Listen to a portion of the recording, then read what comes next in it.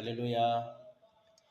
पुन्हा एकदा प्रियजनांनो, येशूदया सागर चॅनलमध्ये सर्वांचं स्वागत असो. प्लीज हा चॅनल लाईक आणि सबस्क्राईब करा, की जेणेकरून जास्तीत जास्त लोकांना हा सुसमाचार सांगण्यात येईल. प्रियजनांनो, मी तुमच्यासाठी देवाचा मन्ना घेऊन आला. मत्ती शुभवर्तमान याचा 28वा अध्याय आणि त्यातलं वचन सांगतो बघा. 16वा अध्याय. येशू गलिलात प्रेक्षकांना दर्शन. मग 11 शिष्यांना डोंगरावर घेऊन जात त्यावर त्याने त्यांना पाहून नमन केले व कित्येकाला संशय वाटले. तेव्हा येशू त्यांना बोलून म्हणाला, स्वर्ग आणि पृथ्वी याचा सर्व अधिकार मला दिला आहे. तेव्हा तुम्ही अधिकार मला दिला आहे. तेव्हा तुम्ही जाऊन संपूर्ण सृष्टीला सुवार्थ लोकांना शिष्य करा आणि पिता, पुत्र आणि पवित्र आत्म्याच्या नावाने बाप्तिस्म द्या आणि ज्या काही आज्ञा पाळायला शिकवल्या ते पाळा आणि युगाच्या समाप्तीपर्यंत मी सर्व दिवस तुमच्या बरोबर आहे. प्रियजनांनो, देवाचं सुंदर वचन हे सांगतंय की येशूने जाऊन संपूर्ण सृष्टीला सुवार्ता घोषित करायला लावली. म्हणजे आपल्याला जो दिसेल त्याला येशूची सुवार्ता सांगणं गरजेचं आहे आणि देवाची सुवार्तेमध्येच आपला खरा आशीर्वाद आहे. कारण की जर आपण त्या जिवंत देवाचे लेकर आहेत तर आपल्याद्वारे त्या देवाची स्तुती, आराधना आणि सुवार्ता झाली पाहिजे. रोज बायबल वाचणं झालं पाहिजे. रोज देवाची सुवार्ता देखील सांगितली आली पाहिजे.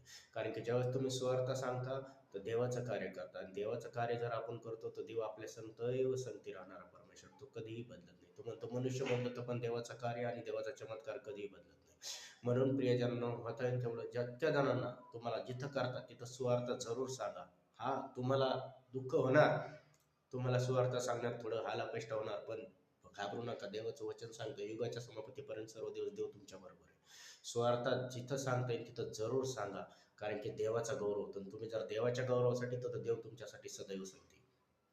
मी तुमच्यासाठी प्रार्थना करतो. सर्वांनी डोळे दाखवा. पवित्र देवा ईश्वर राजा, माझ्या जिवंत ख्रिस्ता, जेवढे ऑनलाईन लेकर बघत आहे प्रत्येकाला परिचय कर. ईश्वर, तुला बसलेल्या प्रत्येक फटक्याच्या ओळाचा आरोग्य त्यांच्या जीवनात करतो. संपूर्ण दृष्ट आत्मेचं कार्य त्यांच्या जोडतो. निघ ईश्वर. कॅन्सर निघ, थायरॉइड निघ, ब्लड प्रेशर, शुगरचे आत्मे निघ ईश्वरच्या नावात. टीबी निघ ईश्वरच्याच नावात. HIV निघ ईश्वरच्याच नावात. ब्लड शुगरचे आत्मे निघ ईश्वरच्या नावात. थायरॉइड निघ ईश्वरच्याच नावात.